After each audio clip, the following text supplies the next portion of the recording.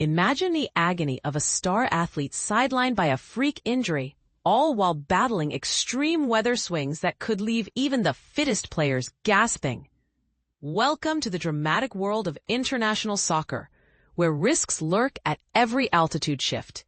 In a stunning turn of events at Commerce City, Colorado, U.S. men's national team coach Mauricio Pochettino has raised alarms about the drastic climate changes between back-to-back matches, labeling them a massive risk for his squad.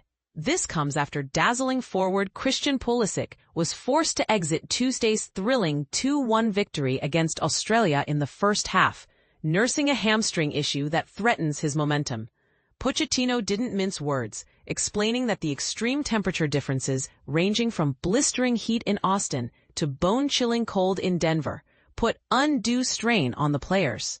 He pointed out how training in Austin's sweltering conditions, temperatures soaring to 85 to 95 degrees Fahrenheit, followed by Denver's high-altitude chill, with highs around 57 degrees Fahrenheit and lows dipping to 43 degrees Fahrenheit, creates a perilous environment. For beginners in sports science, think of it like this. Athletes' bodies adapt to specific climates. Sudden shifts can disrupt muscle recovery, hydration levels, and even oxygen efficiency at altitude, much like how mountain climbers face challenges at higher elevations. And this is the part most people miss. It's not just about discomfort. It could be compromising top performances in crucial international fixtures. But here's where it gets controversial. Is the scheduling of these friendlies with their rapid location hops a deliberate tactic to test players' resilience, or an oversight that unfairly endangers careers? Pochettino echoed this concern, stating, "It's not a criticism, but when you have days in training in Austin where it's 85 to 95 degrees, then you come to Denver with the altitude and it's really, really cold. It's a massive risk."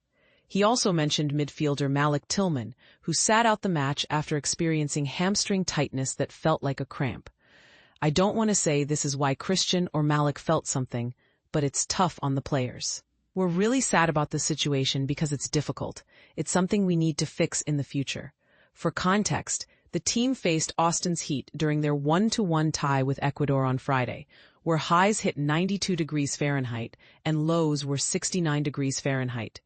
Pulisic, who had already dealt with ankle soreness from the previous week and only played 18 minutes in that game, seemed to shake off early knocks. However, the issue turned out to be his hamstring, as confirmed by Pochettino.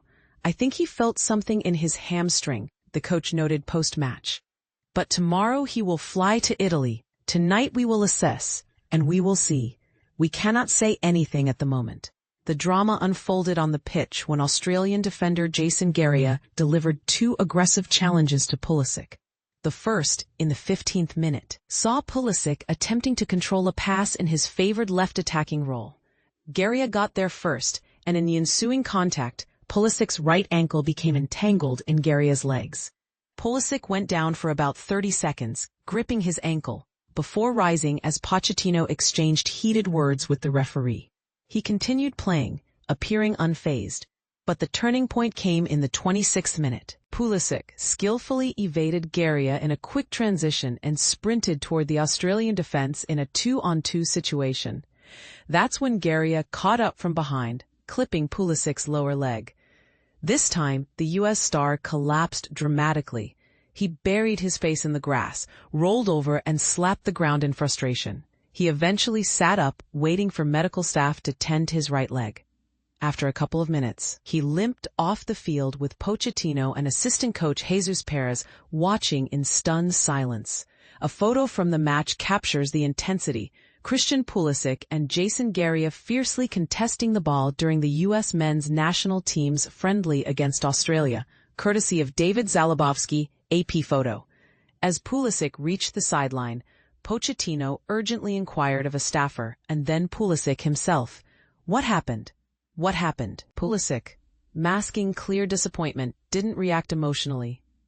With grass clinging to his cheek, he seated himself on the bench as substitute Diego Luna geared up to enter. Pulisic lingered there briefly, occasionally hunching over in visible distress.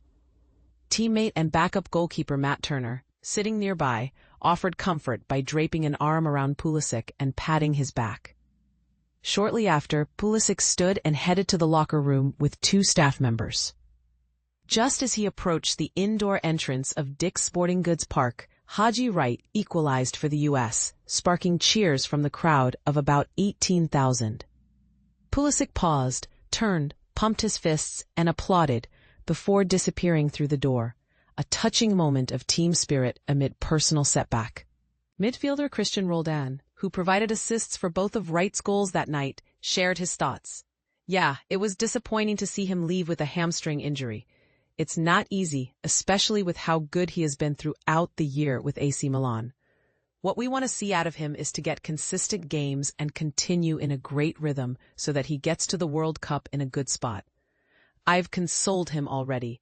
I want him to feel that we're there for him, and it's really important for him to now start the recovery process and hopefully get back onto the pitch again." Pulisic, currently leading Serie A in goals alongside others, is set to return to AC Milan this week, but his availability for Sunday's clash against Fiorentina remains uncertain. October 15th, 2025. Connections. Sports Edition. Spot the pattern. Connect to the terms. Find the hidden link between sports terms. What do you think?